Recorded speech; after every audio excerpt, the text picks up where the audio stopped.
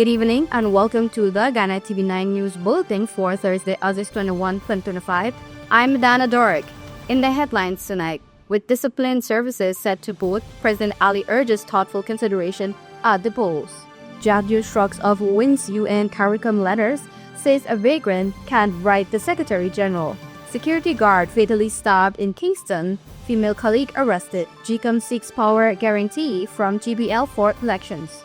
And President Ali announces major boost for arts and culture sector. Now for the news in depth. As members of the discipline services prepare to cast their ballots on Friday, political parties are making their final appeals to this key voting group. Leading the charge at the People's Progressive Party Civic (PPPC), with President Dr. Irfan Ali underscoring the importance of the moment.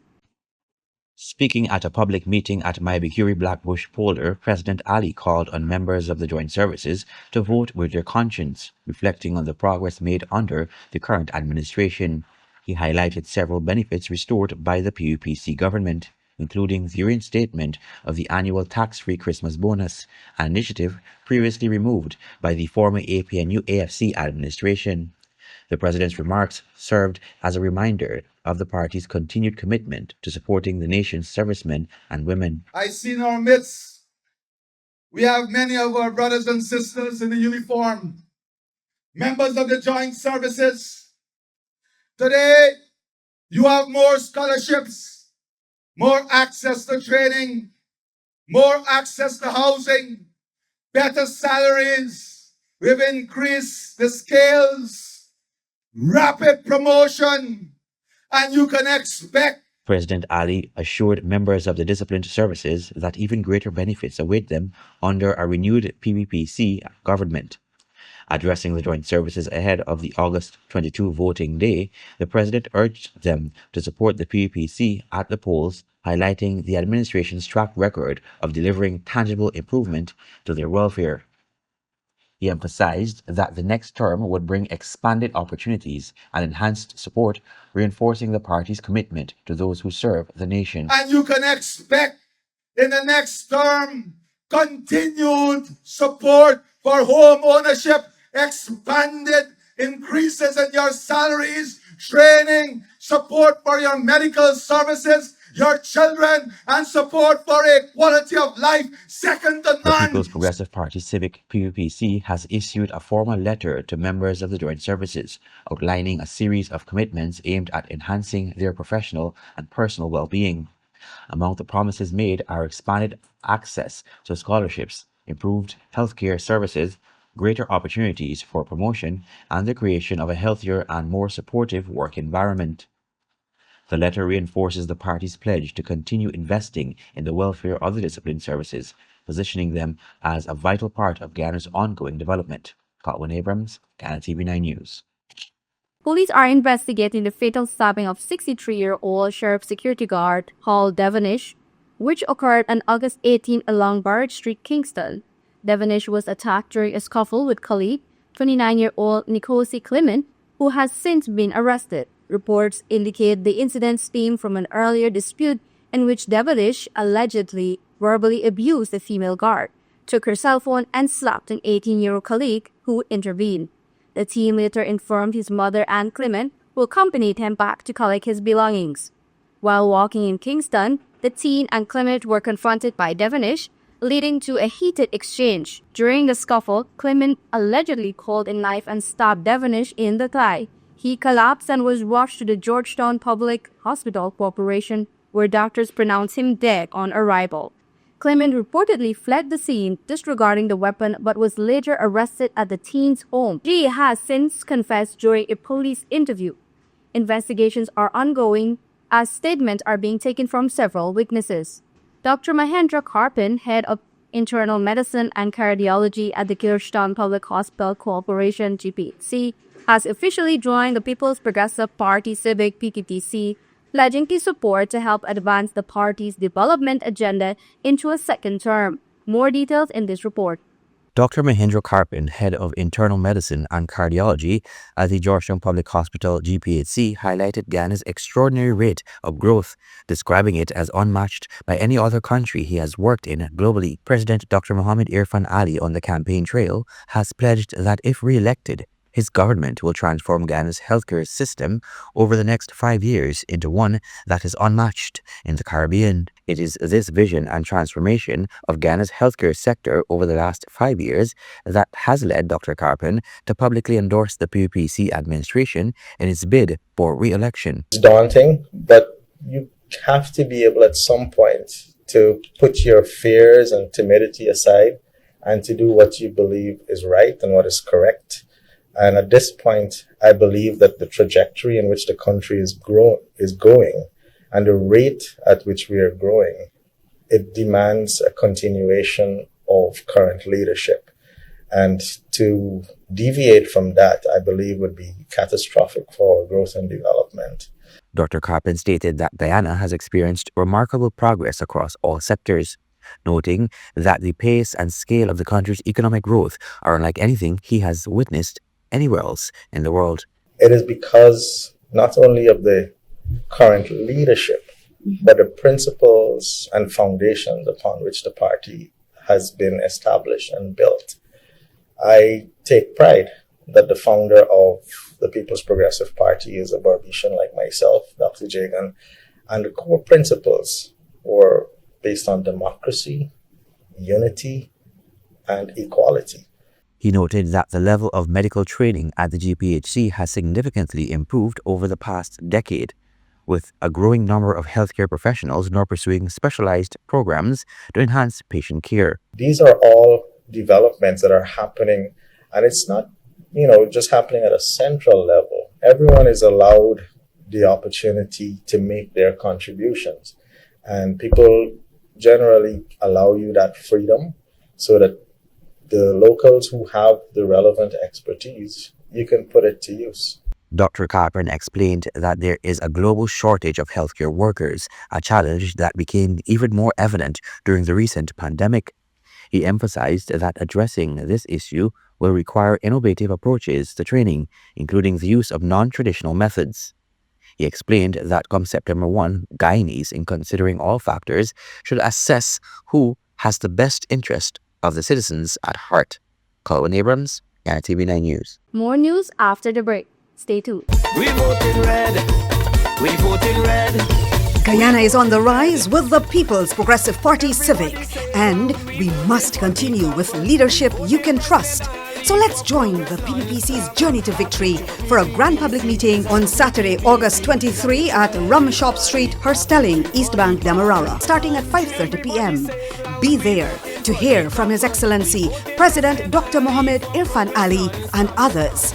As the most trusted political party, the People's Progressive Party Civic is transforming Guyana for all with progress you can see. So let's join the PPPC's journey to victory for a grand public meeting on Saturday, August 23 at Rumshop Street, Herstelling, East Bank, Demerara, starting at 5:30 p.m. Vote PPPC. Forward together for a better Guyana.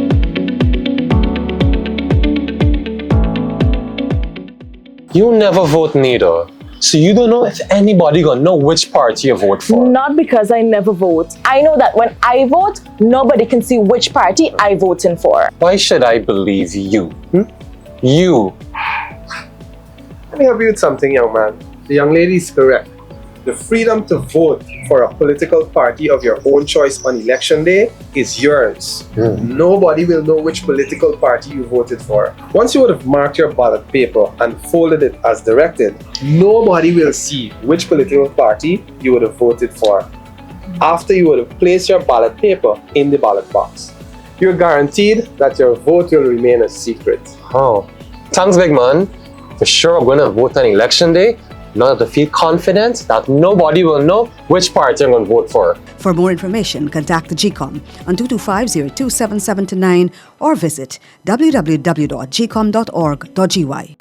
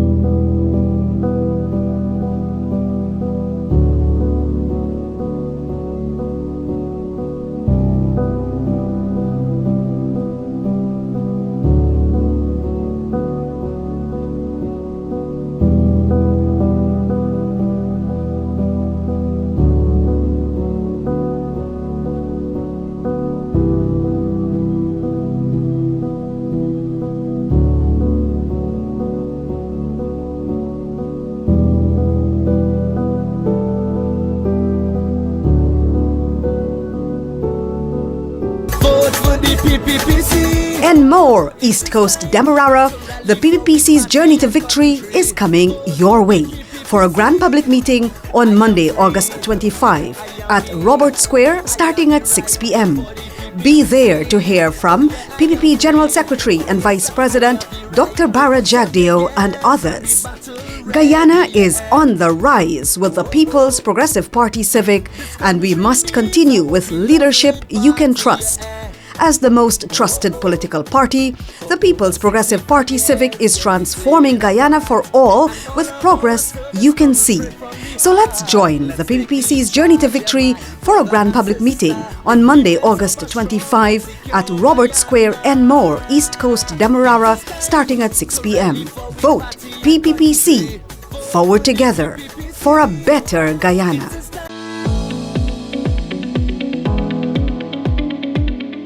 Election offences are actions that have been made illegal by law with a view to ensure that the elections are free, fair and transparent. Some election offences are voting more than once in the same election, voting or attempting to vote if you are not qualified to do so, voting in the name of another person, canvassing for voters or interfering with an elector within 200 yards of a polling station, removing or defacing a lawfully displayed official electoral notice or election materials, deliberately obstructing or interfering with the work of an election officer. Any person found guilty of an election offence may be fined and imprisoned. For some offences, a person may be disqualified from voting in future elections. Do not commit election offences. For more information, contact the GCOM on 225-027729 or visit www.gcom.org.gy.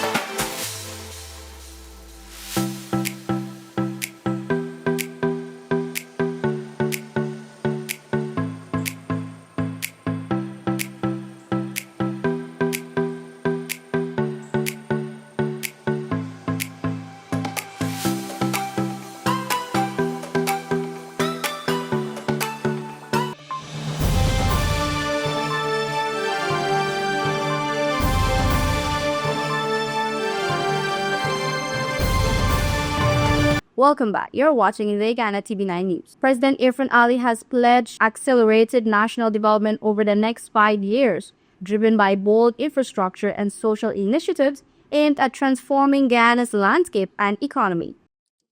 Speaking to residents of Blackbush Polder in Region 6, the president unveiled an ambitious slate of projects designed to modernize key sectors and improve quality of life across the country.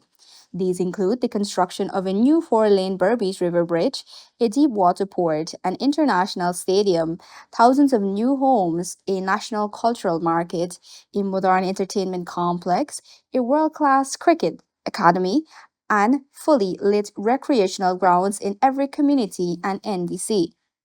Promising a government that will work 24/7 to delivering on these commitments, President Ali said his cabinet is prepared for a second term of intense dedication and action.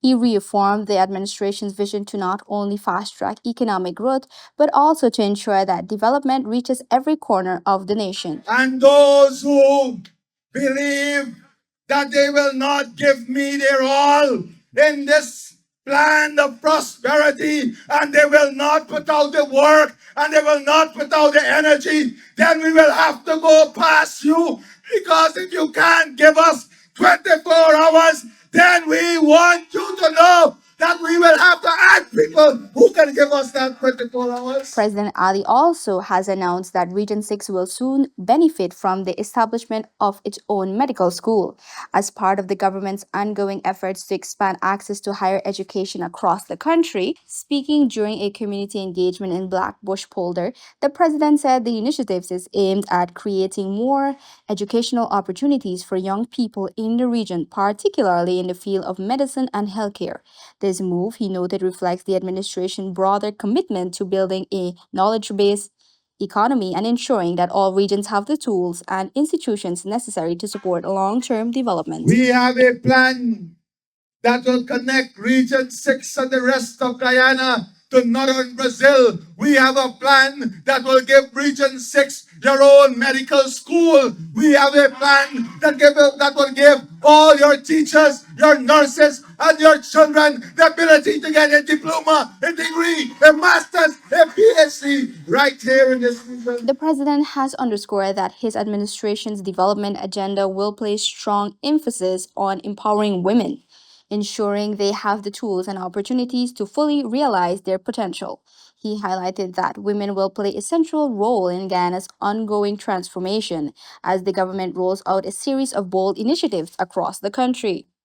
Describing the momentum ahead, President Ali stated that the pace of implementation will be so rapid and focused.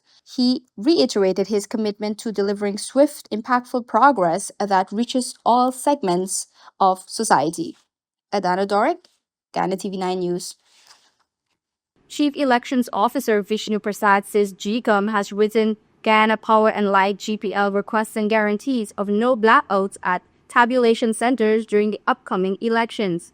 He explained that while polling stations can function with lamps if necessary, uninterrupted power is critical at tabulation sites. To strengthen preparations, GCOM will also place 2 standby generators at each location, assuring stakeholders that contingency plans are in place to ensure results are processed without delays.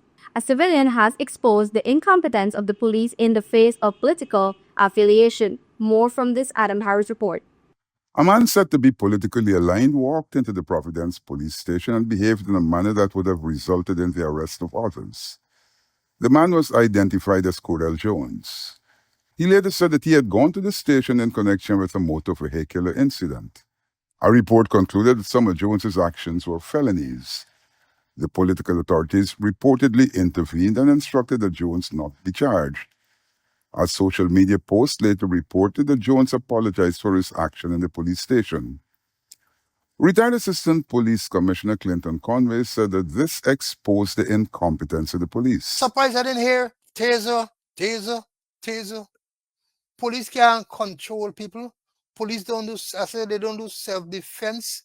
They don't do anger management. They don't know how to control situation. But listen to the ridiculous behavior of this PPP activists. Conway said that despite the reported apology, Jones should have been made to face the courts. No apology can't take away the thing from him. And this one who understand apologize, put him before the court. Like you gonna apologize before the court. Look at his behavior. And to me, like, police can only fight on the road. They can't fight in their own domain. They can't fight in their own place. Retired Assistant Police Commissioner Paul Slow said that there is a charge for behaving disorderly in a police station. That they would have been justified to use force to subdue that man, behaving disorderly. And then he get into the police station telling he can make a citizen's arrest. What jackassery is that? That's me word. Adam Harris, TV Guyana 9.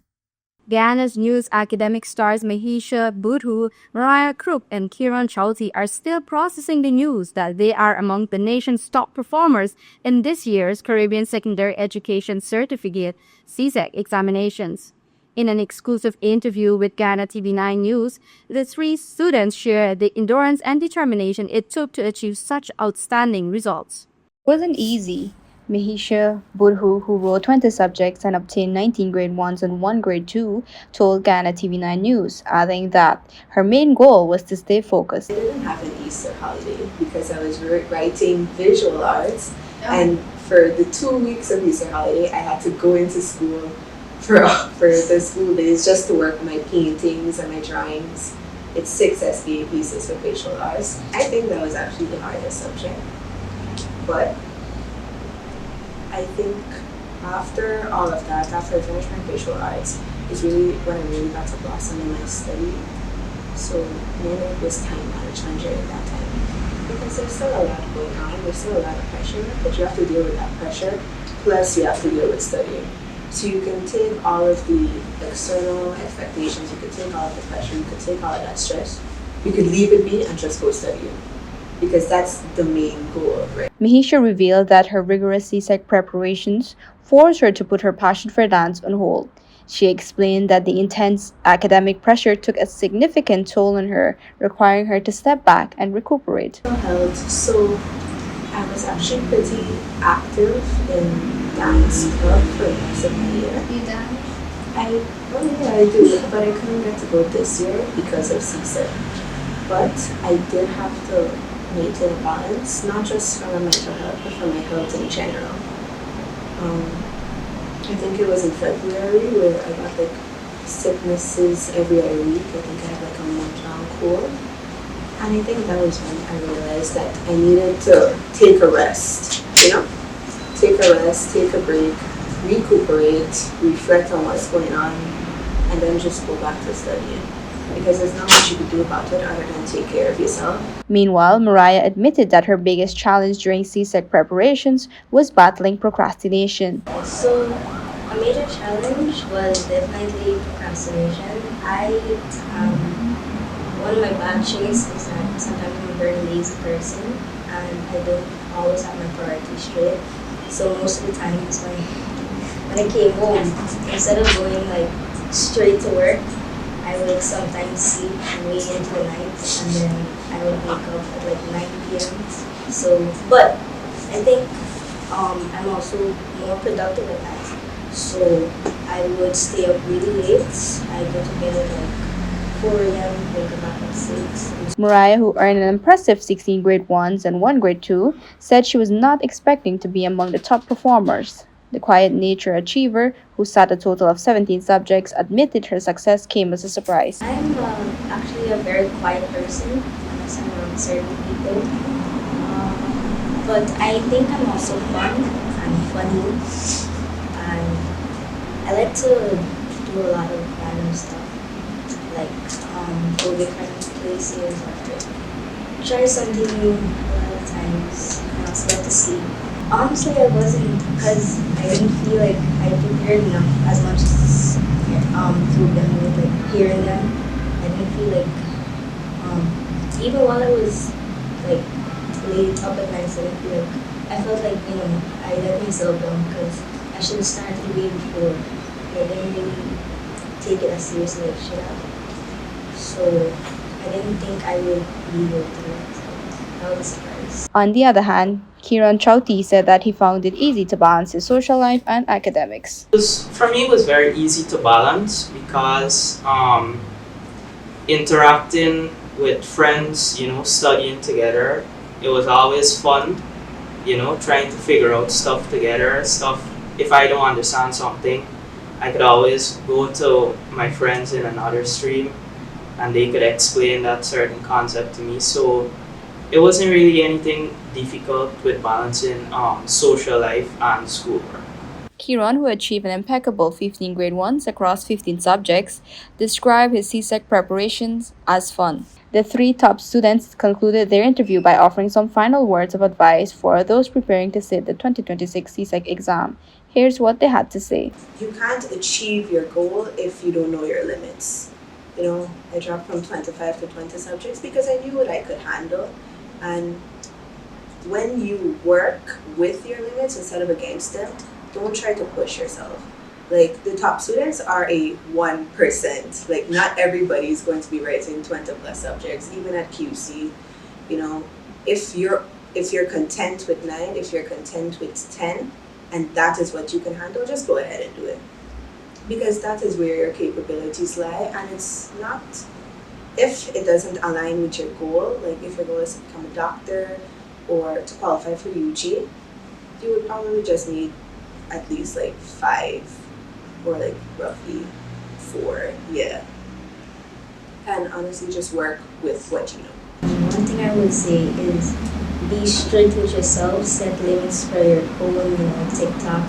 I had a limit for all social media apps. Sometimes I didn't follow it, but still, it's good to do those things. And when you're studying, put your phone really far away from you. But also, it's good to take like a 5-minute TikTok break and then go back. That's what I did, and it helped. And just be confident in yourself, and just if it's getting really hard, don't be afraid to, like, it's okay to cry, and don't be afraid to talk to your parents or your friends, because sometimes it really did get overwhelming for a piece of time, but you can use that as a motivation to keep going. First thing would be to ensure you do your SBAs, get it out of the way so you can have enough time to study, and ensure that you, like Ariel said, manage your time wisely. Know how many subjects you're doing, what's your weak areas, what's your strong areas, and prioritize your time accordingly. And also make sure you eat well and sleep well. Well, you have to study, but still try to get some sleep. And in the actual exam season, don't get nervous, just stay focused. Dana Doric, Ghana TV9 News. No, wala have more news after the break. Sorry, you might have heard, pardon me.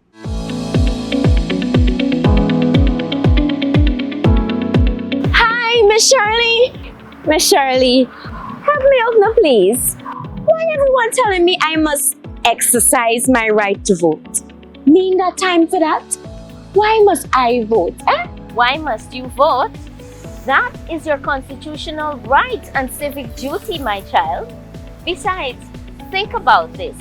Government officials make decisions that affect the well-being of you, your family, and community. By voting for a party of your choice, you will be electing the people who will be making these very important decisions.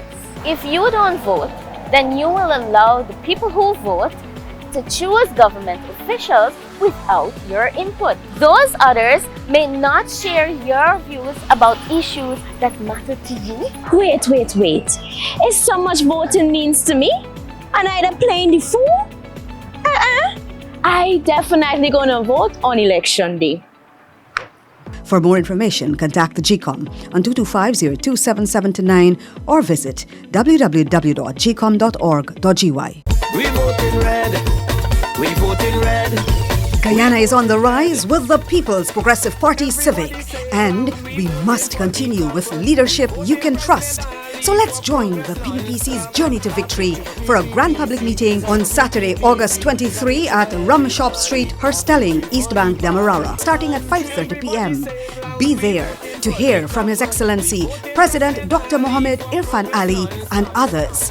As the most trusted political party, the People's Progressive Party Civic is transforming Guyana for all with progress you can see. So let's join the PPPC's journey to victory for a grand public meeting on Saturday, August 23 at Rumshop Street, Herstelling, East Bank, Demerara, starting at 5:30 p.m. Vote PPPC. Forward together for a better Guyana.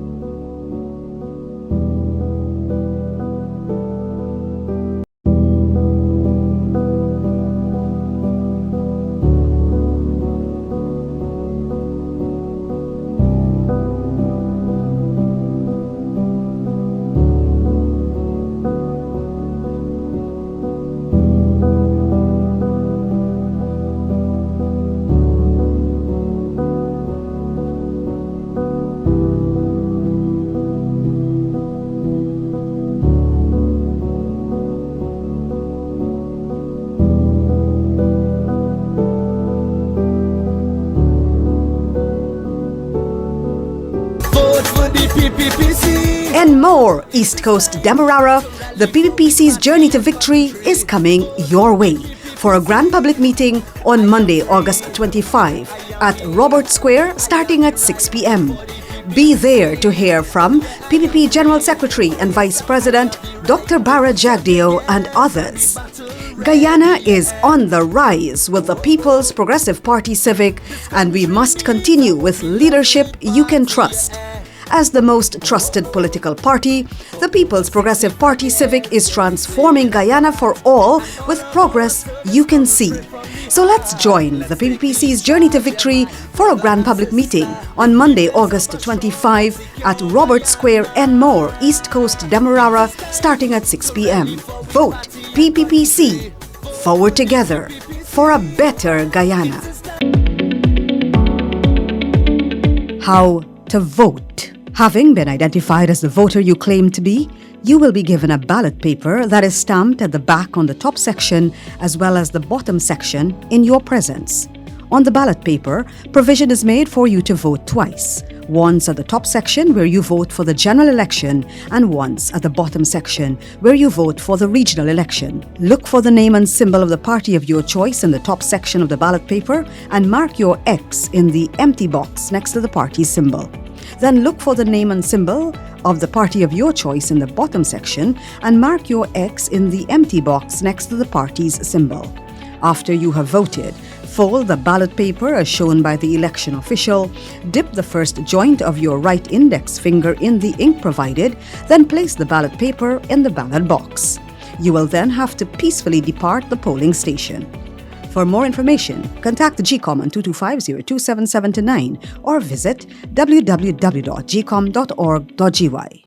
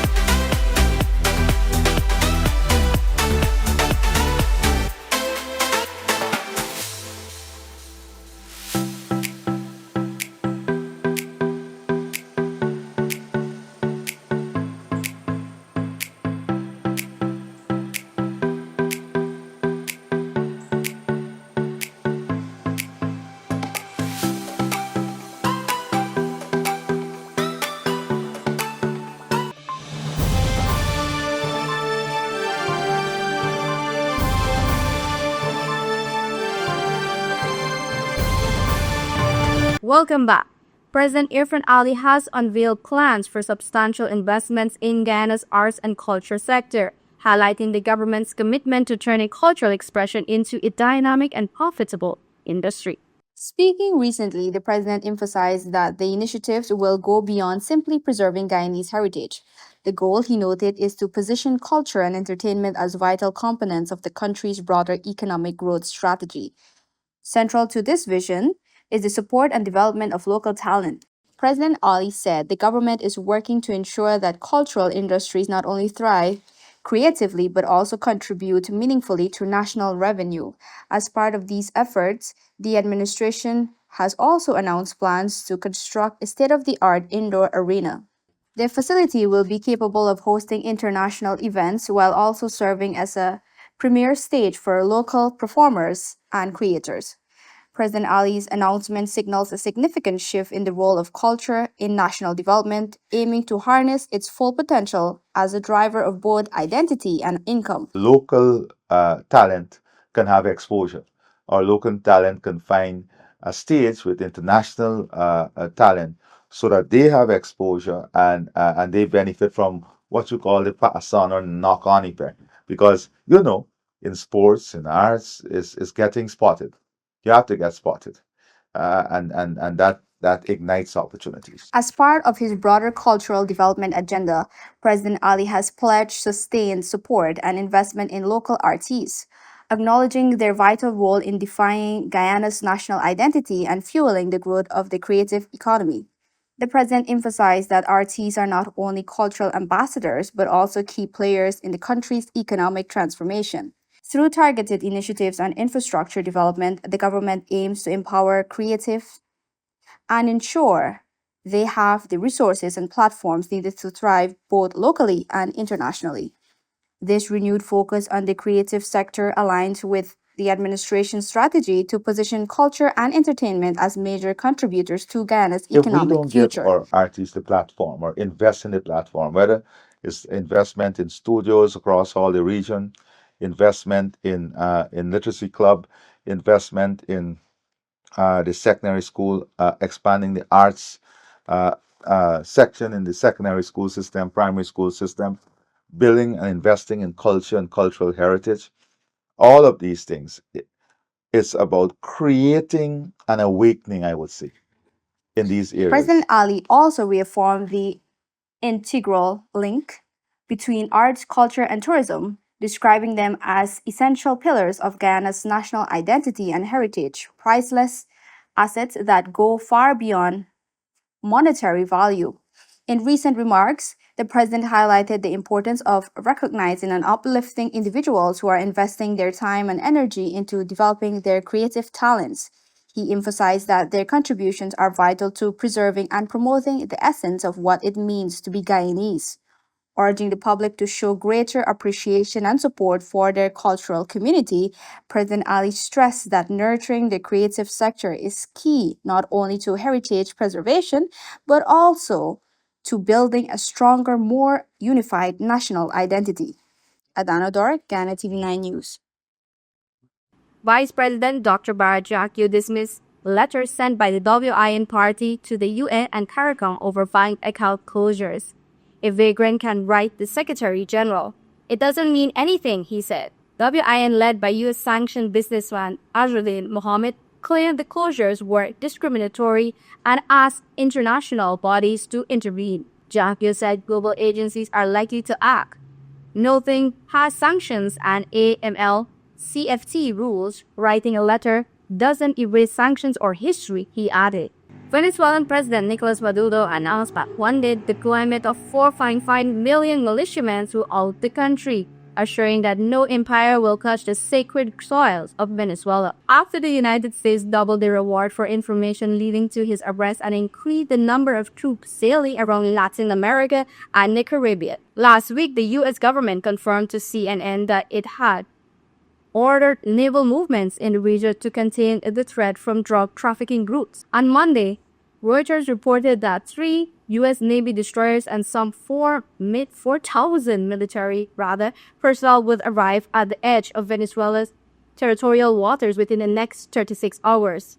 On Tuesday, however, a U.S. Department of Defense official said there are currently no U.S. ships in the area and nor have the ships received orders to head there. Venezuela territory has almost 2,500 miles of coastline. And finally, in tonight's newscast, Attorney General and Minister of Legal Affairs Anil Nandlal is calling on members of the discipline services to vote in favor of the People's Progressive Party Civic PPPC during their scheduled voting day on Friday, August 22.